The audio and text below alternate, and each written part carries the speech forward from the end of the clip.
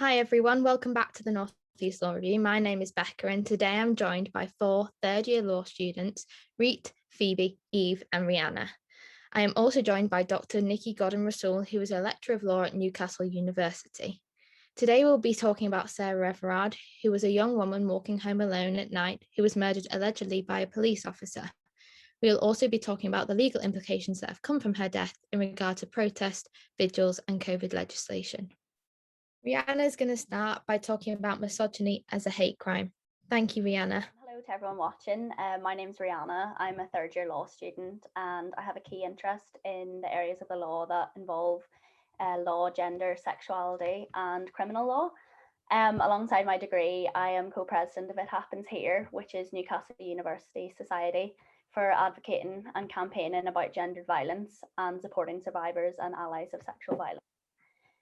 So this links in quite well to the topic area that I'm about to discuss today and also my degree. As Becca said, I'm going to be talking about the areas of misogyny as a hate crime and the recent temporary passing of legislation to categorise misogyny as an act of hate-driven crime.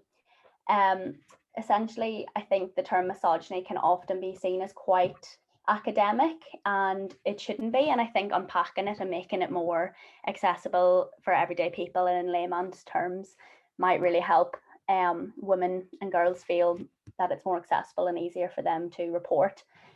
So for those that don't know, misogyny is the hate of, contempt of or prejudice of women, girls and those identifying as, and has recently been passed as temporary legislation if a crime has happened and it's because of someone's gender and is misogyny driven, that in the wake of Sarah Everard's death, the government have allowed for that to be a category to be recognised as a hate crime. So lots of groups have campaigned to get misogyny recognised as a hate crime all across the UK. Stella Creasy, who's a Member of Parliament, has had a lot of work within this. Groups like myself at It Happens Here, Misogyny is Hate in Manchester have done a lot of work with this. Citizens UK as well, which we've worked closely alongside within It Happens Here. And it was passed as a hate crime in Nottinghamshire in 2016, which was one of the first cities in the UK to recognise it individually. And it really helped women and girls feel more safe. And the police had a greater way of hotspotting areas within the city that these crimes were happening and targeting sort of areas that they could do more police patrol and also make women and girls feel more like these weren't being passed off as smaller incidents and they were reportable offences. So Nikki, I just wanted to ask you as a question that how best can we ensure that women know they can and also feel able to report misogynistic hate crime incidents? Well, if there's a change like this, which isn't a change in the law as such, it's just a change in practice that police will record incidents that women report as misogyny motivated as hate crime. It's going to be about education and public campaigns to try and get the word out there that this is something that the police are keen to accept and report, and hopefully will give the impression that they will be treating it sensitively and responding appropriately to complainants. I guess the difficulty, as ever, is whether that actually happens in terms of how the police respond to individual cases.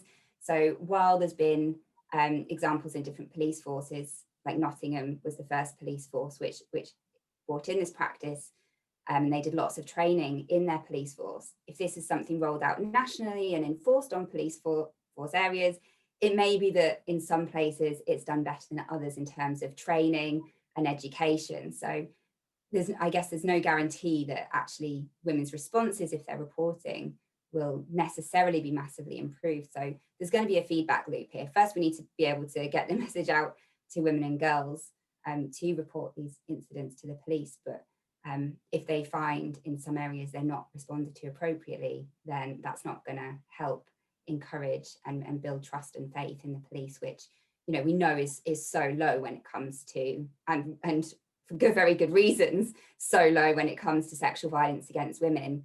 And I think there was one of the evaluation reports done for Nottingham Women's Centre found that only 6% of respondents in a survey actually reported an incident to the police, which may have partly because they didn't know that they could report it, or partly because they didn't want to.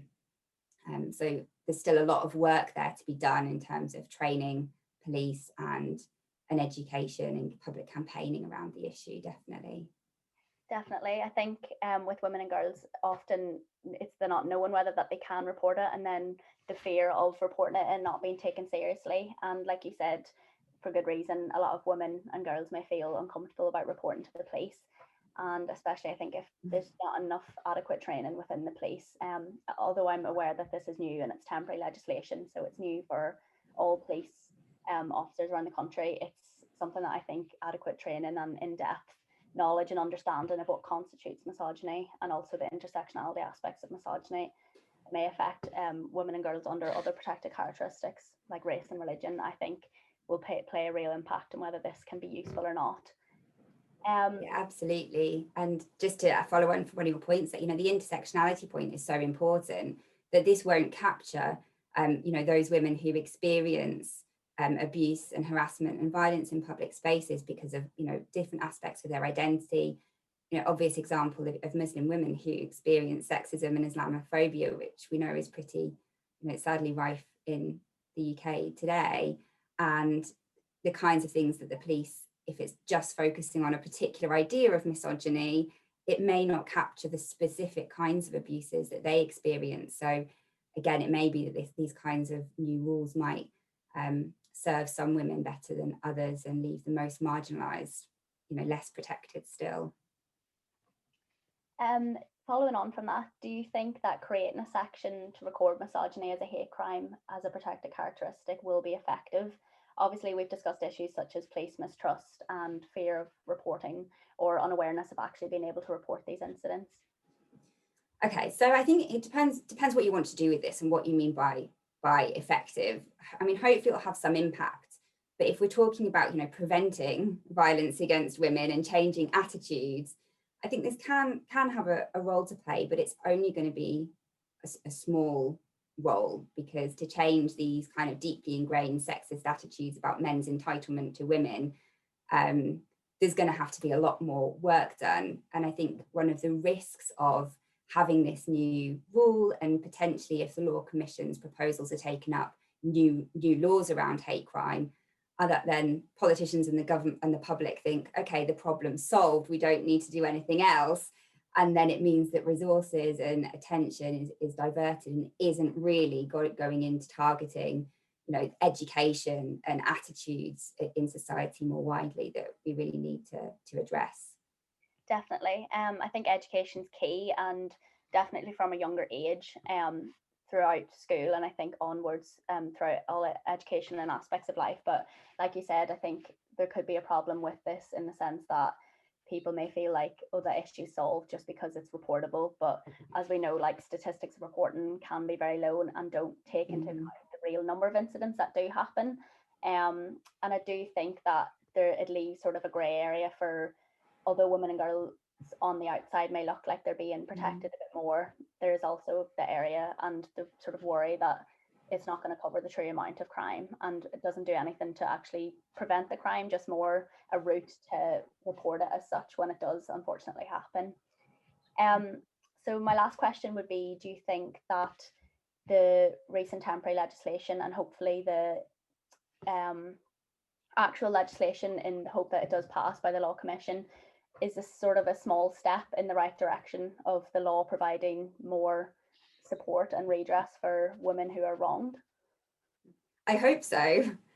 So, and let's give one tangible example of where I think it could make an impact is on university campuses, for instance. So the Newcastle University's Human Rights and Social Justice Forum responded to the Law Commission's consultation on hate crime, and one thing that was considered there was saying, well, if there are changes to the law, not just this specific new rule about reporting and recording, but if there were changes to the law on hate crime to address misogyny motivated hate crime more substantially, that could filter down to other areas. We know sadly there is sexual assault and harassment and hate crime that goes on university campuses, and while disciplinary processes won't necessarily mirror the criminal law and they can be much broader and capturing things like plagiarism and things, when it comes to certain incidents, the misconduct under university regulations can mirror and match the criminal law,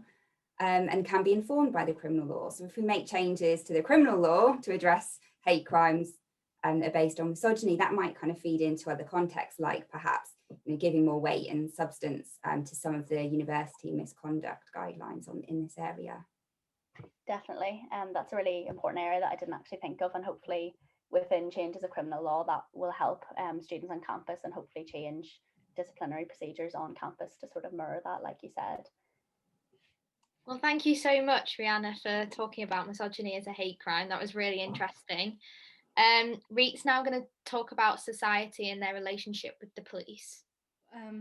Thank you, Becca, for the lovely introduction. And I'm going to discuss the strain on the relationship between women and the police, which Nikki and Rianna have briefly already discussed. Sarah Everard's death was heartbreaking to witness, and unfortunately, as a woman, it wasn't shocking because, as we're all aware, crime against women is something that's been going on for quite a long time. However, what I did find shocking was that a police officer has been allegedly accused of murdering Sarah Everard, and the actions that took place at the vigil of Sarah Everard were also quite shocking to witness and hear about. Society's relationship with the police has been the topic of discussion over the past year, and seeing all of the recent events that took place surrounding her death has obviously increased our level of trust within the police force. And we should not have to fear the officers who have been appointed to protect us because of our gender. It's no doubt that the police officer's response was disproportionate at the vigil, but it also raises questions and concerns regarding the repression of female autonomy to be free due to the level of force and misuse of power that was taking place at a peaceful vigil, which was just showing respect to Sarah Everard. However, it raises questions such as how are women meant to trust the police? And as a woman of color, asking the police for help seems like a daunting and the least likely thing I would do in terms of needing help or support. Because not only do I wonder if my concerns will be taken seriously as a woman, but what if I'm discriminated on the basis of the color of my skin? And concerns such as these are inevitable when we turn on the news and see all these other heartbreaking stories. For instance, a similar case was taking place around the same time as Sarah Everard's death, but it received little attention in comparison to Sarah. It was regarding a Black girl named Blessing, who was also just going out for a walk, but her death was deemed unexplainable by the police. And around the same time, a mother of a missing Black boy was told by the police, "We can't find your son if you can't." And my concern with this is that whether women of color's concerns are being taken seriously by the police. And I personally believe that this could be tackled by reforming the police, because currently only 31% of the force is female, and less than 6% of the force is women of color. So I think it kind of explains why women of color are probably the least likely to trust the police in any manner. But and by not diversifying the force, it just enables this misuse of power and force that we're currently seeing, and further amplifying this the fragility of this relationship. The police's response to the vigils or protests is an example of this misuse of power and that we're seeing. What you guys think about the law and how it can rectify this relationship between the police and women, and especially you, Nikki, since you've looked into gender a lot more than I have. And so how do you think the law can rectify the relationship between the police and women, or is it something that's beyond the law's control at the moment because it's gone on for so long?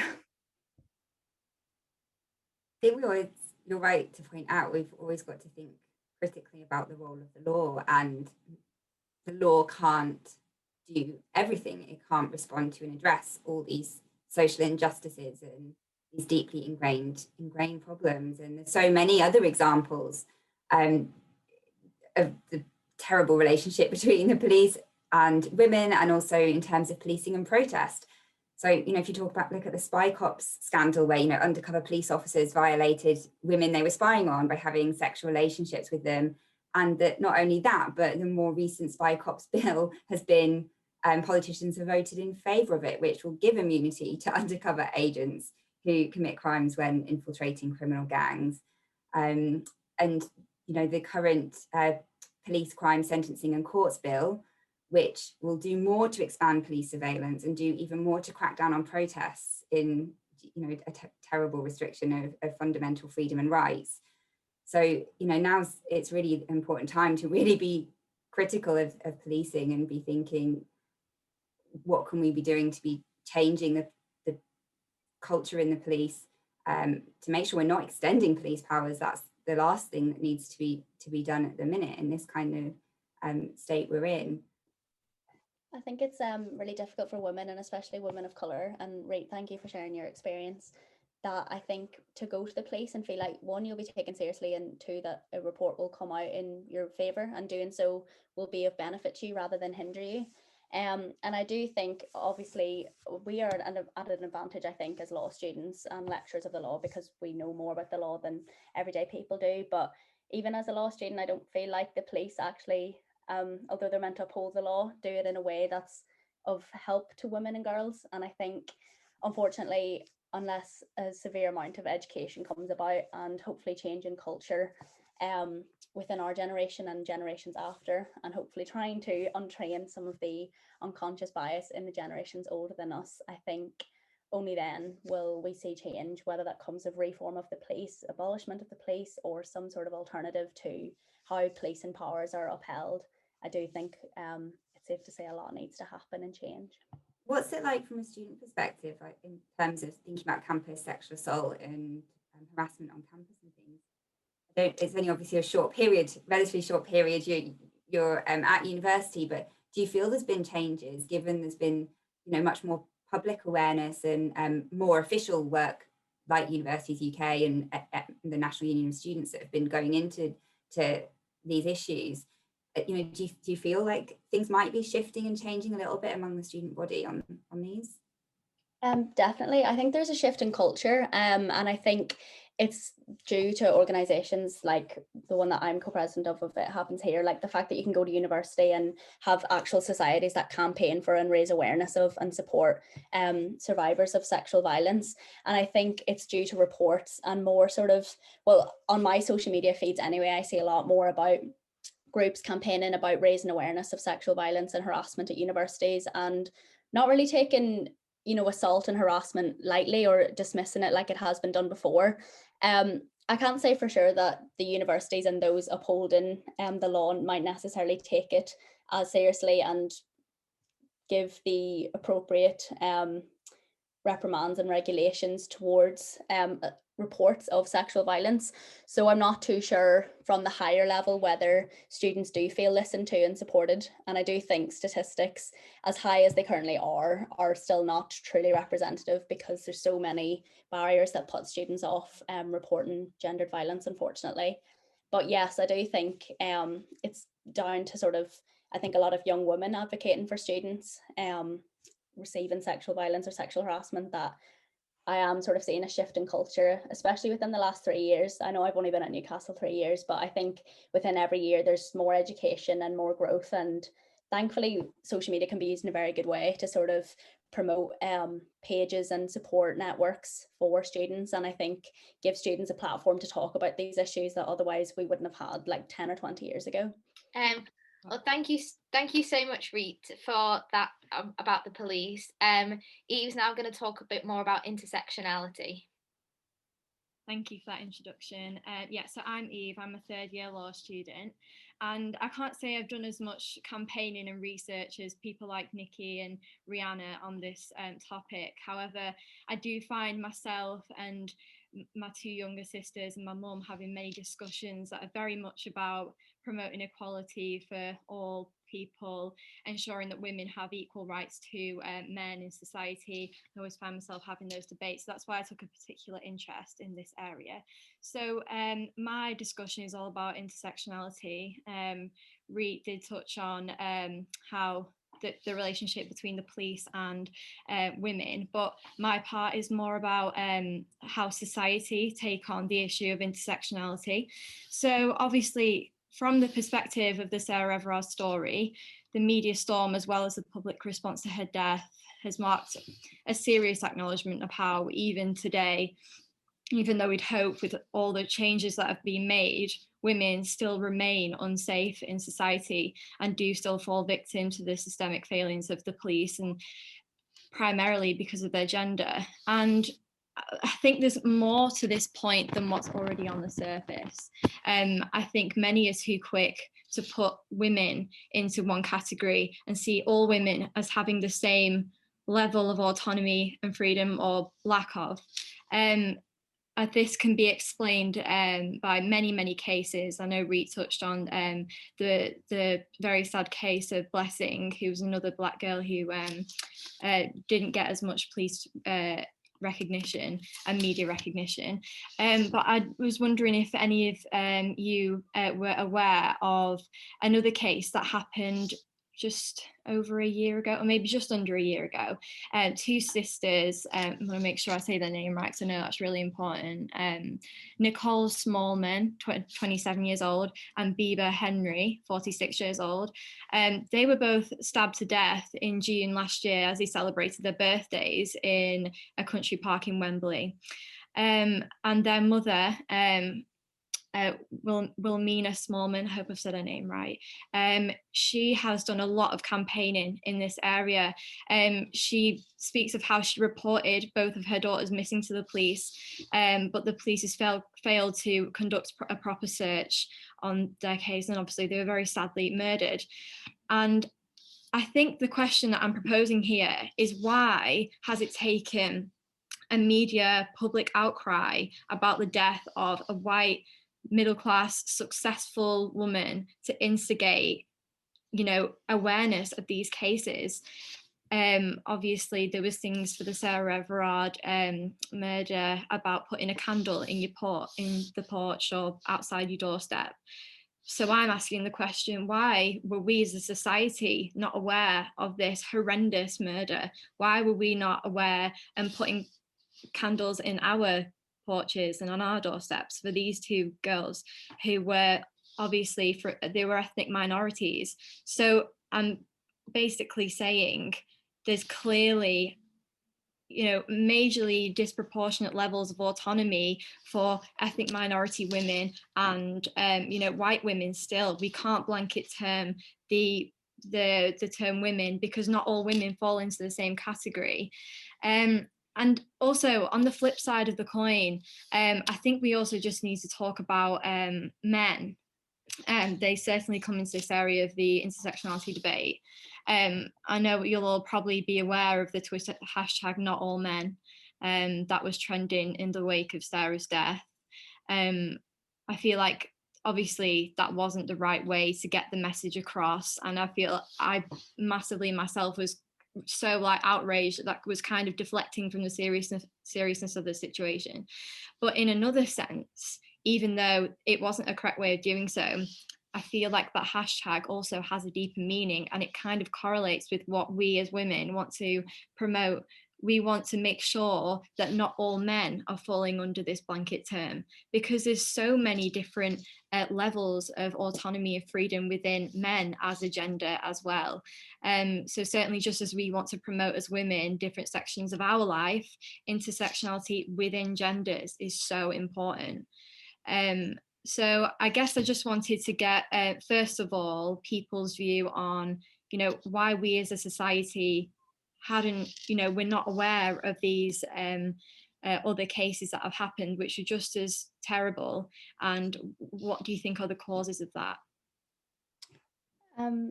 I think, first of all, I didn't know about that case, and it reflects poorly on either myself or the media, or a combination of the two, that I didn't know that. And I think, unfortunately, like you said, Sarah Everard's death, and the massive outcry from the public, I think stems from on the surface, because it's a case like so many others and women have had enough, and it was kind of like like a final straw. But also I think because she was a white middle class woman in London and successful, like you said, sort of all sort of categories that would unfortunately work in her favor, in the sense of being taken more seriously by the police and the media. And I think that's not good enough to just say because she was a white woman, that's why her case was taken so seriously and so over, like all over media. I think more needs to be done. And I feel like that's an empty term unless it's actually used. But there's so many deaths of women that are of colour, women that are sex workers, women that are disabled, lesbian women. And it's not enough that because they have these other characteristics that they're not taken seriously or not listened to. We should be doing more to raise awareness of those. And unfortunately, you have to Google cases or dig deeper and go on to the second and third Google page to find them, rather than coming up straight away on your media coverage on your phone without even having to check it, like Sarah Everard's case did. And I think, unfortunately, it's due to the systemic racism within our country and within the police force and within the media. And I think that's why these cases aren't getting enough. And it's just not good enough that these victims' parents have to, time and time again, report to the police, report failings, open inquests. I mean, we all know how Stephen Lawrence's family and his mum and dad had to do so much to unveil what we all knew, which was systemic racism within the police force. And the findings and failings were eventually brought out into reports, but it takes years and years of time and effort and energy drained from these people. And that shouldn't happen just because they're Black. I mean, if anything, if they have other protected characteristics, they deserve more support. Definitely. I think we have to think about, as a society, what message are we sending here by not showing these cases and giving these cases the attention that they so rightly deserve. Well, thank you so much for that conversation about intersectionality. I think that was really interesting. So to finish off, Phoebe's going to talk about the right to attend vigils and also that relationship with COVID legislation. Hi, I'm Phoebe. I'm final year law student, passionate about all things feminism and women's rights, like we all are. Obviously, what happened with Sarah Everard hit home. It really resonated with me, and as I'm sure it did all of you, women and girls up and down the country. I think it struck a chord personally for all of us. But I had a personal experience, which I'm going to talk about today, which kind of fuels into my discussion. And I attended a vigil in Newcastle at Grey's Monument a few weeks ago, and it was a 24-hour thing. So it meant that anyone could go whenever they wanted to. It wasn't a mass gathering at a specific time and place like we saw on Clapham Common, for example. It was just over 24 hours. And when I got there, I saw the monument from a while away, and there were probably between 20 to 30 officers stood around the monument, not letting anyone go up, arms crossed, arms on waist. And honestly, it did look intimidating. I was a bit confused. I was thinking, why is that there? I don't understand. And when I got there, me and my two friends were the only people there at that time going to lay flowers. So, for three people to have 20 to 30 police officers around, it was very disproportionate, insensitive, and honestly completely unacceptable. I mean, I know we've talked a lot about, the need for diversifying the force, but among all of those officers, I literally saw one female police officer, which you would have thought, given the situation, that they would have tried to put more female officers on the monument. Anyway, so I walked up with my flowers, and I was immediately stopped by an officer, and he said, he refused me to put the flowers down on the monument, and I asked why, and he just said COVID legislation. So I pushed him and I said, but why? Under what part of the legislation prohibits me from standing 2 steps away from where I'm already stood. And again, he just said it's in the COVID legislation. But then another officer came over and said, we've been told to tell you this from our superiors. So first of all, where is that power coming from? Where are those rules coming from? Anyway, a conversation ensued. Obviously, it was a little bit tense. It wasn't a nice atmosphere at all. I could not understand why I was not allowed to place my flowers on the vigil with my 2 friends. It was just bizarre. And then the next thing I know, between 6 to 8 officers kind of crowded round us and were almost towering over us, because obviously there's little steps on the monument and they were on the steps, and they were kind of towering over us, and all of them were saying different things to us and directing the instructions at us. And for 8 male police officers and 3 young women, again, like I said before, it was just so insensitive and disproportionate and just unacceptable. And it resulted with one officer saying to me, okay, well, you can either give me the flowers and I'll place them down, or I'll have to disperse you and move you on. Now, in light of the facts surrounding the Sarah Everard case with the man who has allegedly murdered her being a police officer, it didn't sit right with me to give the flowers to another officer. But in the moment, I was just a bit shocked and confused. And at the end of the day, I went there to mourn and grieve Sarah Everard, to express, my being part of the sisterhood with my friends.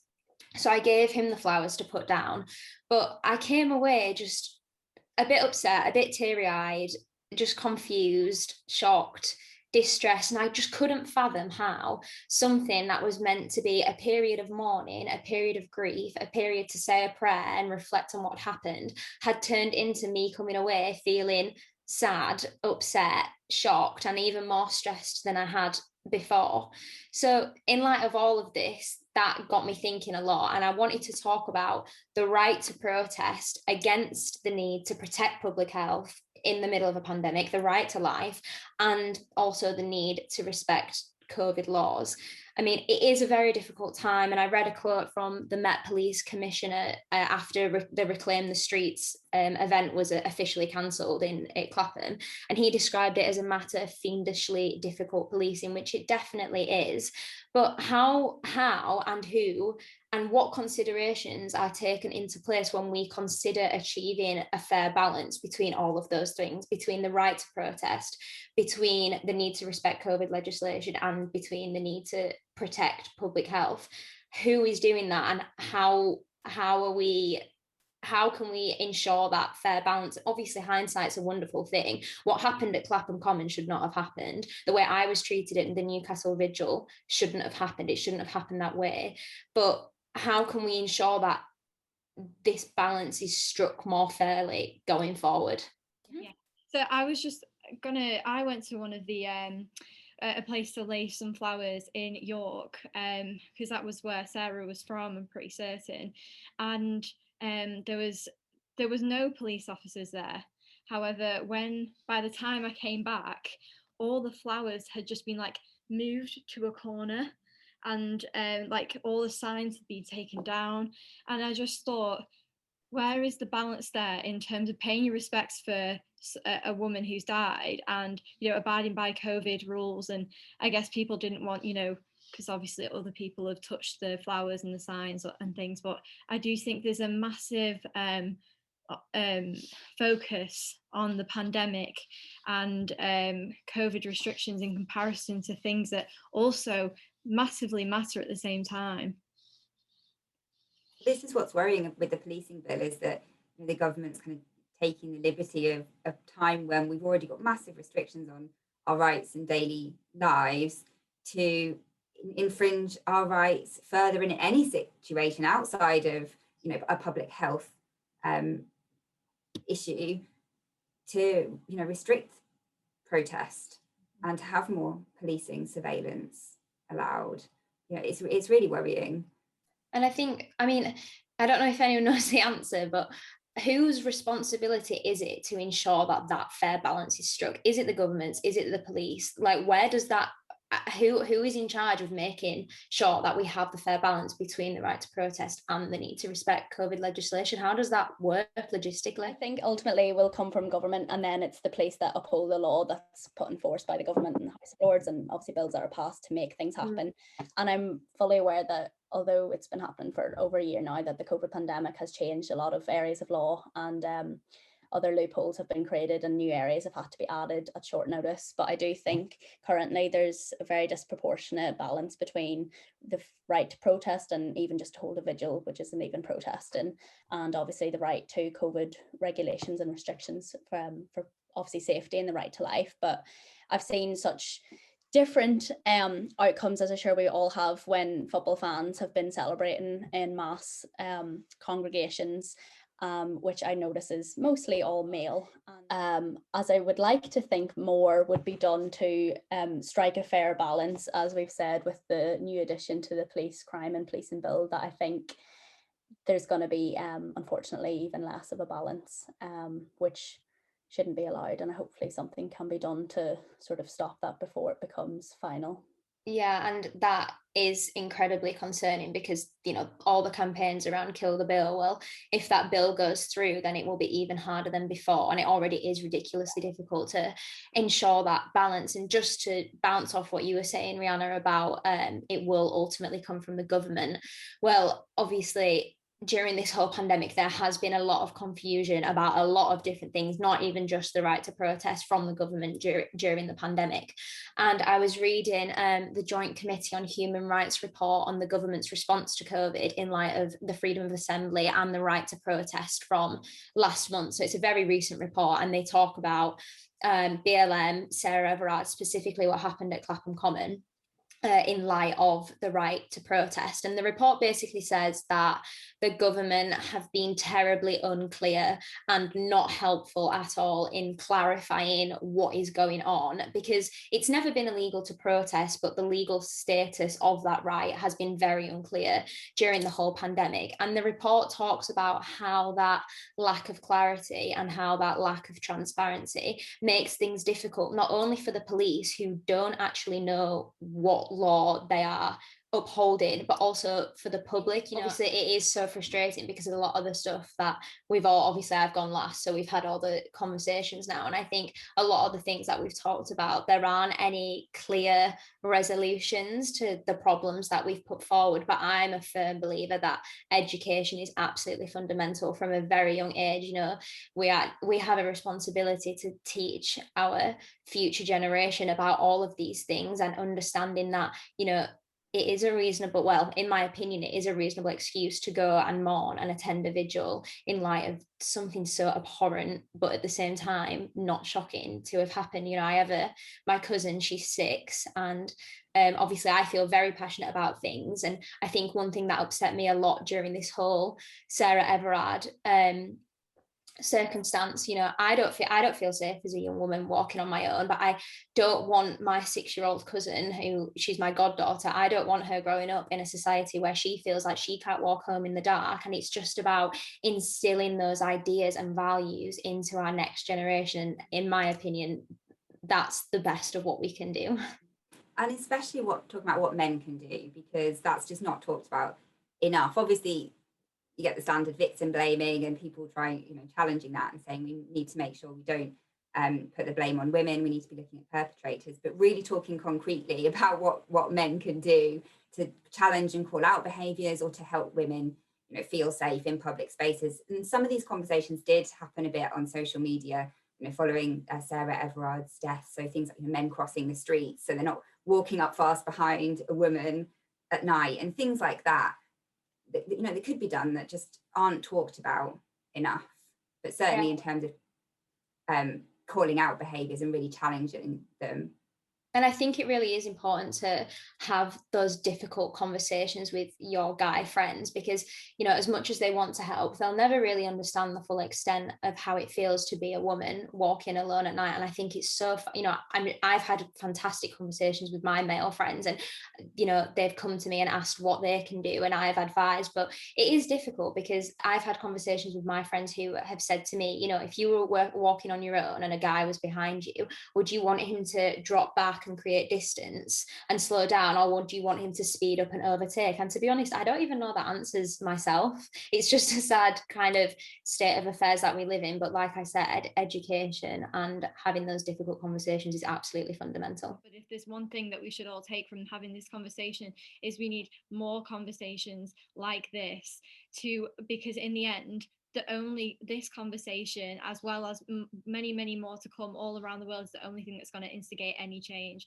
So never feel like you are, maybe being annoying or being too preachy. I guess that's the term you could use for it, because this is the only thing that's going to instigate any change. I think that in saying how the law can enforce like these people being held accountable, we definitely need more restraints on social media in terms of what people can and cannot say, but definitely never stop talking about these issues because they're so important. Well, thank you so much for watching, everyone. I hope you found this really interesting. I know I did. And I just want to say thank you to our panelists for joining us today. So I hope that everyone got something out of this video, and I hope to see everybody next time. So thank you very much. Thanks. Thank you.